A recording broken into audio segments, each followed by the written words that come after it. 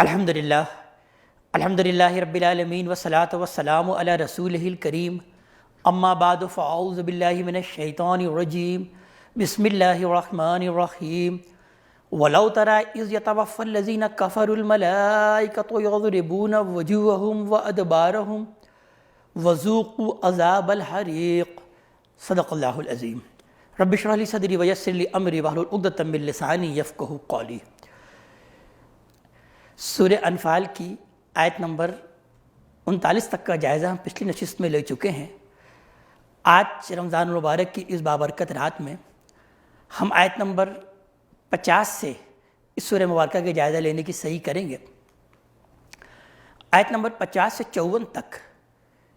قریش کو بتایا گیا کہ یہ بدر میں جو کچھ پیش آیا ہے یہ تو ایک نقد سزا ہے جو تمہیں ملی ہے، مرنے کے بعد جو کچھ تمہارے سامنے آنے والا ہے وہ بڑی ہی سخت چیز ہے، اور یہ جو کچھ ہوا ہے یا جو کچھ ہوگا یہ تم پر کوئی ظلم نہیں ہے بلکہ تمہارے اعمال کا قدرتی نتیجہ ہے۔ اللہ تعالیٰ کسی قوم کے ساتھ اپنے رویوں کو نہیں بدلتا جب تک کہ وہ قوم اپنا رویہ نہ بدل لے۔ تم سے پہلے قوم فرعون اور دوسری قوموں کے ساتھ بھی اللہ تعالیٰ نے یہی معاملہ کیا۔ کداب آل فرعون والذین من قبلہم، جب انہوں نے اللہ کی آیات کی تکذیب کی اللہ نے ان کو تنبیہ کی، پھر جب اس تنبیہ کے بعد وہ سرکشی سے باز نہ آئے تو اللہ نے ان کو اپنے عذاب میں دھر لیا اور وہ فنا کر دیے گئے۔ اسی طرح بدر کا واقعہ تمہارے لیے ایک تنبیہ ہے، اگر اس سے تم نے سبق نہ لیا تو تمہارے سامنے بھی وہی انجام آ جائے گا جو فرعون اور اس کی قوم کے سامنے آیا۔ پھر آیت نمبر 55 سے 62 تک اللہ تعالیٰ نے ارشاد فرمایا اور پیغمبر صلی اللہ علیہ وآلہ وسلم کو ہدایت کی گئی کہ جن گروہوں نے آپ سے معاہدہ کر رکھا ہے لیکن وہ اس کا احترام نہیں کر رہے ہیں بلکہ جب کوئی موقع ان کو ہاتھ آ جاتا ہے معاہدے کو توڑ دیتے ہیں، ان کے ساتھ آپ ذرا بھی رعایت نہ کریں۔ اگر کسی جنگ میں وہ آپ کے مقابل میں آئیں تو ان کو ایسا سبق دیں جو لوگ ان کی پشت پناہی کر رہے ہیں ان کے بھی ہوش درست ہو جائیں۔ یہ لوگ آپ کے قابو سے باہر نہیں نکل سکتے۔ مسلمانوں کو چاہیے کہ اپنے مقدور بھر اپنی فوجی قوت بڑھائیں تاکہ اللہ کے اور اپنے ان دشمنوں کو مروب رکھ سکیں جن میں سے بعض ظاہر ہیں اور بعض ابھی پس پردہ ہیں۔ مسلمان اس مقصد کے لیے جو بھی خرچ کریں گے اللہ کے ہاں سب پورا کر دیا جائے گا، کوئی کمی نہیں کی جائے گی۔ ہاں اگر یہ صلح کے خواہش مند ہیں تو اے مسلمانوں تم بھی صلح سے گریز نہ کرو، اللہ پر بھروسہ کر کے ان سے صلح کر لو۔ اگر اس مصالحت سے ان کا مقصد تم کو دھوکہ دینا ہو تو تمہارے لیے وہ اللہ ہی کافی ہے جس نے اپنی تائید خاص اور مسلمانوں کے ذریعے سے تمہاری مدد فرمائی۔ یہ اللہ ہی کا فضل ہوا ہے کہ اس نے اہل ایمان کے دلوں کو آپس میں جوڑ دیا ہے، ورنہ یہ کام تو دنیا جہاں کی دولت بھی تم لٹا دیتے جب بھی ہونا ممکن نہیں تھا۔ پھر آیت نمبر 63 سے 65 تک نبی کریم صلی اللہ علیہ وسلم کو یہ اطمینان دلایا گیا کہ اپنے ساتھیوں کی افرادی قوت کی کمی سے کسی پریشانی میں مبتلا نہ ہوں، آپ کے لیے اللہ اور مومنین کی یہی مختصر سی جماعت کافی ہے، آپ انہی مسلمانوں کو جہاد پر ابھاریں۔ آپ 20 ثابت قدم جاباز کفار کے 200 آدمیوں پر بھاری ہوں گے اور آپ 100 مجاہد مخالفین کے 1000 کے لشکر کو شکست دیں گے۔ جنگ عزم و ایمان سے لڑی جاتی ہے، ان ناسمجھ کفار کے اندر یہ جوہر کہاں ہے؟ پھر آیت نمبر 66 ایک آیت تخفیف ہے جو بعد میں اس زمانے میں نازل ہوئی جب لوگ اسلام کے اندر فوج در فوج داخل ہونے لگے، چونکہ ان مسلمانوں کے اندر وہ پختہ کاری نہیں تھی جو سابقون الاولون کے اندر تھی، اس وجہ سے وہ عددی نسبت گھٹا دی گئی، یعنی تم اگر 100 ہو گئے تو اللہ تعالیٰ 200 پر تم پر غلبہ عطا کرے گا۔ آیت نمبر 67 سے 69 تک کفار کے اس طعنے کا جواب دیا گیا جو بدر میں شکست کھانے کے بعد انہوں نے پیغمبر صلی اللہ علیہ وسلم کو دیا تھا۔ بھلا یہ پیغمبر کس طرح ہو سکتے ہیں؟ پیغمبر کا کہیں یہ کام ہوتا ہے کہ وہ اپنی ہی قوم سے جنگ کرے، اس کا خون بہائے،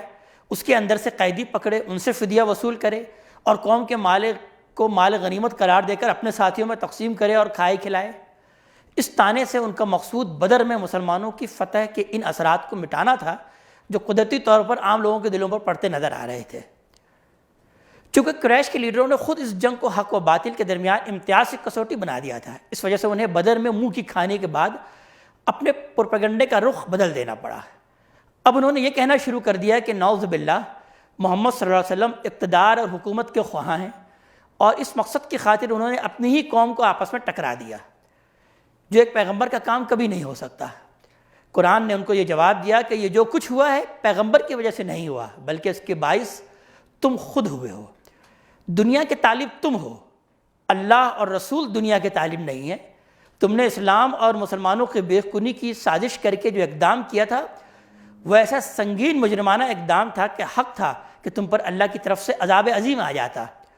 جو تمہارا فیصلہ ہی چکا دیتا، لیکن اللہ تعالیٰ نے ہر قوم کے لیے جو مہلت لکھ رکھی ہے وہ تم کو ملی اور تم عذاب سے تباہ کر دیے جانے کے بجائے صرف تنبیہ کر کے چھوڑ دیے گئے۔ اس کے بعد مسلمانوں کو خطاب کر کے ان کو اطمینان دلایا کہ یہ تمہارے مال غنیمت پر جو اعتراض کر رہے ہیں تم اس کی پرواہ نہ کرو، اس کو کھاؤ برتو، یہ تمہارے لیے حلال اور طیب ہے۔ آیت نمبر 70 میں بات کے تسلسل کو آگے بڑھایا کہ بدر کے قیدیوں کو آن حضرت صلی اللہ علیہ وسلم کے ذریعے سے یہ کہلوایا کہ اگر اللہ نے ان کے دلوں میں کوئی بھلائی پائی، انہوں نے اس احسان کی قدر کی کہ ان کو فدیہ لے کر چھوڑ دیا، تو ان کے لیے مزید بھلائی کی راہیں کھلیں گی، اور اگر انہوں نے بے وفائی اور بدعہدی کی اور پھر اللہ سے لڑنے کے لیے نکلے تو یاد رکھیں کہ اللہ ان پر بھی تم کو اسی طرح قابو دے گا جس طرح اس نے بدر میں ان کو تمہارے قابو میں دے دیا۔ آیت نمبر 71 سے 75 تک مہاجرین اور انصار کے درمیان اخوت کی تاسیس بیان کی گئی۔ اس اخوت میں وہ تمام مسلمان شریک ہیں جو کفر کے علاقوں سے ہجرت کر کے اس میں شامل ہوں۔ جو مسلمان ہجرت نہ کریں، دارالاسلام کے مسلمانوں پر ان کی نصرت و حمایت کی کوئی ذمہ داری نہیں ہے۔ اگر اپنے دین و ایمان کے تحفظ کے لیے وہ کسی کی مدد کے طالب ہوں تو ان کی مدد کی جائے، بشرطے کہ یہ مدد مسلمانوں کے کسی معاہدہ گروہ کے خلاف یا اس کے مقابل میں نہ ہو۔ اب حقوق و فرائض اور حمایت و نصرت کی ذمہ داری ایمان و ہجرت کی بنیاد پر ہوگی، پچھلے خاندانی اور قبائلی تعلقات کی بنیاد پر نہیں ہوگی۔ البتہ مسلمانوں کے آپس کے حقوق کی بنیاد انہی رحمی رشتوں کے تحت ہوگی جو اللہ کی کتاب میں بیان ہوئی ہے۔ پھر ان آیات پر یہ سورہ مبارکہ سورہ انفال اپنے اختتام کو پہنچی۔ اب ہم سورہ توبہ کے مضامین کا جائزہ لیں گے۔ براءۃ من اللہ ورسولہ الی الذین عاہدتم من المشرکین۔ یہ سورہ توبہ، جیسا کہ باب کی تمہید میں عرض کر چکا ہوں کہ سورتوں کے دوسرے باب کی آخری سورہ ہے۔ یہ سورہ انفال کا جوڑا ہے۔ انفال کا موضوع تھا کہ رسول اللہ صلی اللہ علیہ وسلم کے منکرین کے خلاف آخری اقدام کی تیاری اور اس کے لیے مسلمانوں کا تزکیہ و تطہیر، جبکہ سورہ توبہ کا موضوع ہے انہی منکرین کے لیے، خواہ وہ کھلے منکر ہوں یا منافقین، اللہ کے آخری جزا سزا کا ظہور۔ مصحف کی ترتیب میں ہم دیکھتے ہیں کہ اس سورت پر بسم اللہ نہیں لکھی گئی، اور روایت سے ثابت ہے کہ یہ بات نبی کریم صلی اللہ علیہ وسلم کے زمانے ہی سے چلی آ رہی ہے، جس سے اس امر کا ثبوت ملتا ہے کہ اس پر بسم اللہ کا نہ لکھا جانا اللہ ہی کے حکم سے ہوا ہے، اور یہ اس لیے ہوا ہے کہ سورہ توبہ در حقیقت عذاب کی صورت ہے۔ یہ پوری کی پوری صورت عذاب سے بحث کرتی ہے۔ اس کے شروع میں مشرکین پر اللہ تبارک تعالیٰ کا عذاب نازل ہوا اور یہ بیان کیا گیا کہ ان مشرکوں کو جہاں پاؤ آپ قتل کر دو۔ اس کے بعد پھر اہل کتاب پر عذاب کی نوعیت کو بیان کیا گیا کہ وہ مغلوب ہو کے رہیں گے، چھوٹے ہو کے رہیں گے، ذلیل ہو کے رہیں گے۔ منافقین پر اللہ تبارک تعالیٰ کا عذاب نازل ہوا کہ اللہ تعالیٰ نے ان کے نفاق کا پردہ چاک کر دیا، اور اس کے بعد مسلمانوں کے ایک گروہ میں جن میں کچھ کمزوری آ گئی تھی، اللہ تبارک تعالیٰ نے ان پر بھی ایک نوعیت کے عذاب کو نازل کیا۔ اللہ تعالیٰ نے اس کا تذکرہ کیا، تو لہٰذا یہ پوری کی پوری صورت در حقیقت عذاب کے موضوع پر ہے، اس لیے اس میں مناسب نہیں ہوا کہ اس کے آغاز میں اللہ تعالیٰ کی وہ صفت رحمت کو نمایاں کیا جائے، اس لیے کہ بسم اللہ میں اللہ تبارک تعالیٰ کی صفت رحمت کا تذکرہ ہے، بسم اللہ الرحمن الرحیم۔ تو اس سورہ میں مضامین کی ترتیب کچھ اس طرح ہے کہ پہلے ان تمام مشرکین سے اعلان برات کیا گیا جنہوں نے آن حضرت صلی اللہ علیہ وسلم سے امن و صلح کے معاہدے کیے، لیکن ان کی خلاف ورزیاں کر کے وہ ان کو کالعدم کر چکے تھے۔ جنہوں نے اپنے معاہدے قائم رکھے تھے ان کے متعلق یہ اعلان فرمایا کہ مدت پوری ہو جانے کے بعد یہ معاہدے بھی ختم کر دیے جائیں اور ان سے اس وقت تک جنگ جاری رکھی جائے جب تک کہ یہ اسلام قبول نہ کر لیں۔ اس کے بعد اہل کتاب کے متعلق یہ اعلان فرمایا کہ ان سے بھی جنگ کرو تاکہ یہ تمہاری ماتحتی قبول کرنے اور تمہارے جزیہ ادا کرنے پر مجبور ہوں۔ اس کے بعد آخری صورت تک بڑی تفصیل کے ساتھ منافقین کا تعاقب کیا گیا اور یہ ہدایت دی گئی کہ اب ان کا سختی سے محاسبہ کیا جائے، ان کے ساتھ کوئی نرمی نہ برتی جائے، تاکہ یہ یا تو سچے اور اچھے مسلمان بن جائیں یا پھر مشرکین اور اہل کتاب میں سے جن کے ساتھ بھی ان کی وابستگی ہے ان کے انجام میں یہ بھی شریک ہو جائیں۔ یہی تین گروہ اس وقت مسلمانوں کے کھلے چھپے دشمن تھے۔ ان تینوں کا ذکر پچھلی صورت میں بھی آیا تھا، لیکن اس کے باب میں قطعی پالیسی واضح نہیں ہوئی تھی، اس صورت میں بالکل واضح ہو کر سامنے آ گئی۔ چنانچہ ہم دیکھیں گے کہ آیت نمبر 1 سے لے کے 4 تک میں بیان کیا گیا کہ جن مشرکین نے معاہدہ کر کے در پردہ یہ اعلانیہ یا اپنے معاہدے توڑ دیے تھے، ان سے برات کا اعلان، ان کو 4 مہینے کی مہلت دی گئی، اور مسلمانوں کو یہ ہدایت کی گئی کہ حج کے موقع پر یہ منادی کر دی جائے کہ اللہ تعالیٰ اور رسول اب ان کے معاہدوں کی ذمہ داری سے بری ہے،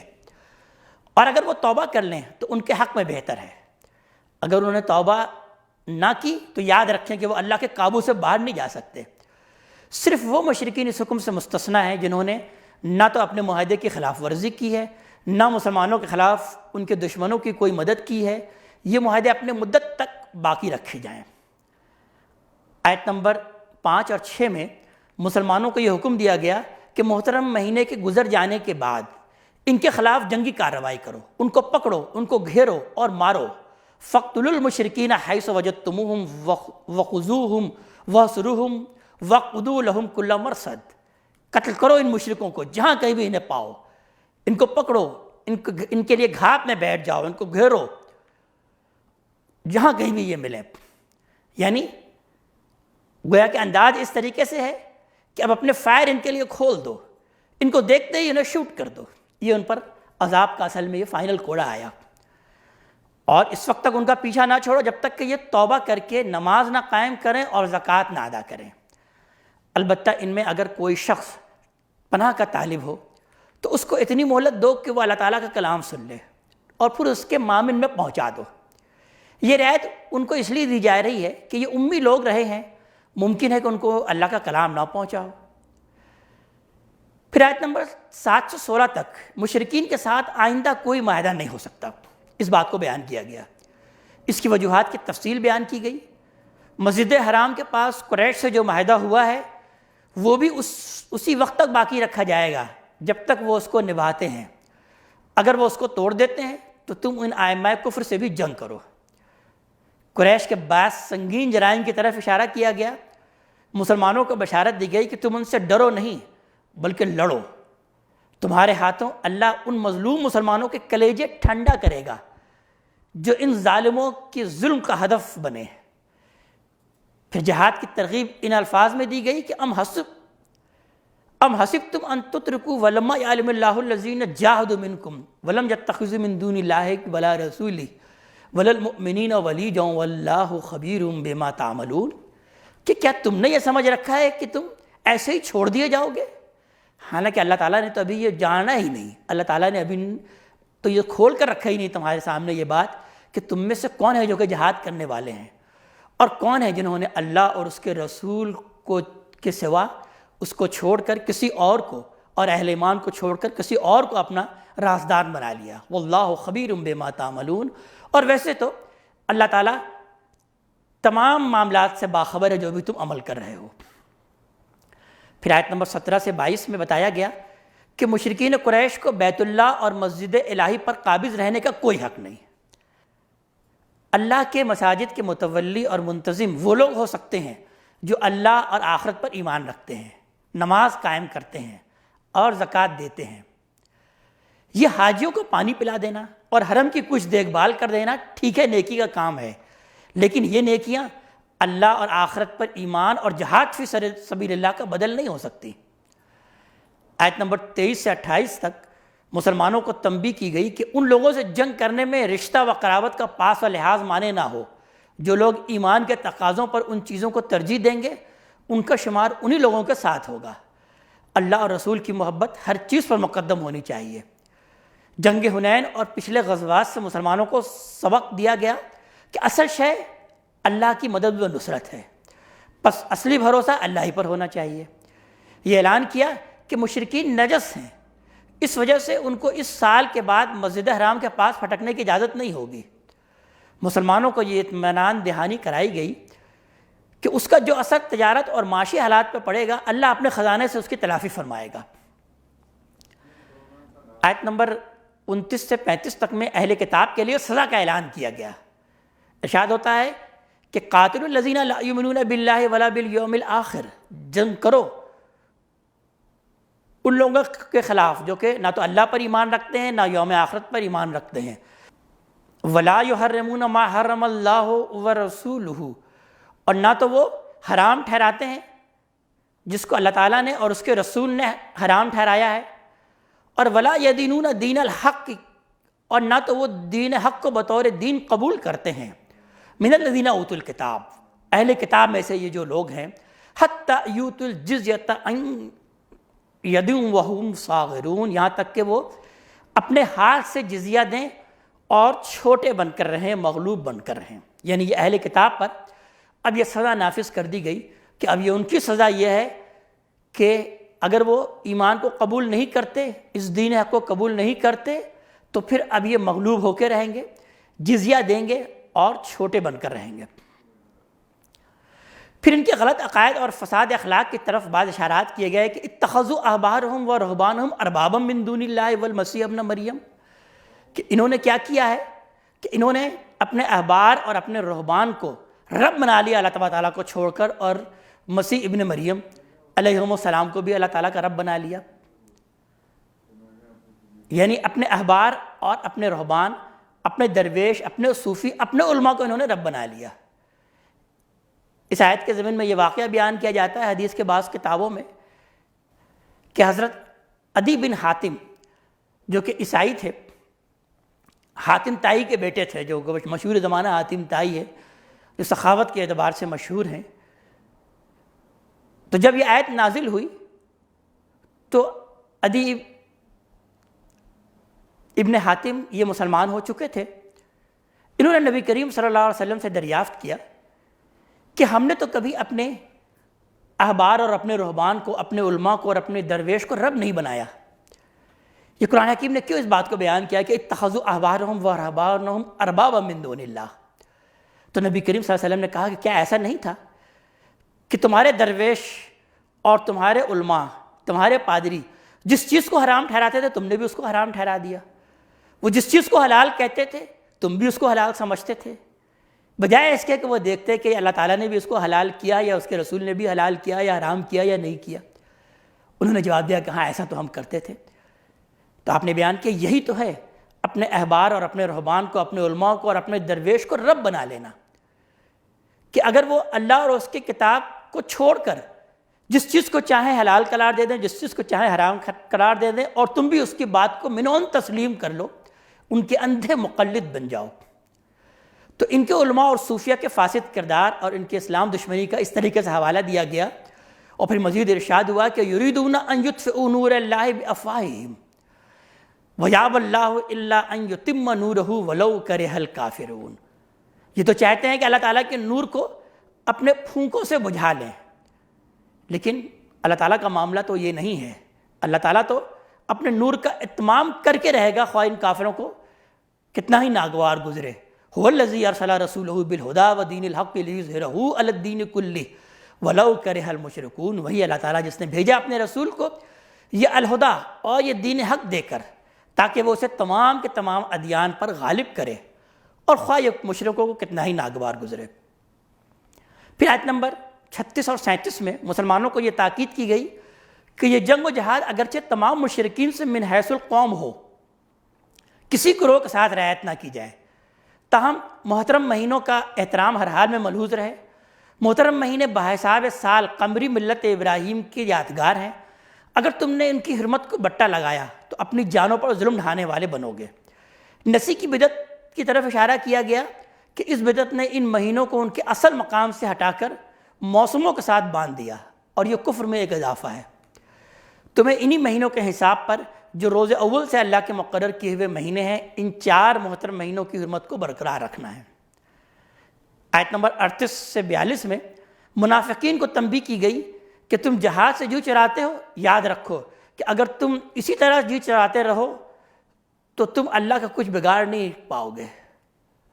اپنے ہی جانوں پر ظلم ڈھانے والے بنو گے۔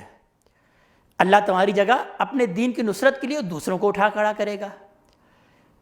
یاد کرو کہ ایک دن وہ بھی گزرا ہے جب ہمارا رسول ایک غار میں پناہ گیر تھا اور اس کے ایک ساتھی کی سوا یعنی حضرت ابوبکر صدیق رضی اللہ تعالیٰ عنہ کی طرف اشارہ ہے، اور کوئی بھی اس کے ساتھ نہ تھا، لیکن پھر بھی وہ دن آیا کہ اللہ نے اپنی طرف سے اس پر سکینت نازل فرمائی، غیبی فوجوں سے اس کی مدد فرمائی،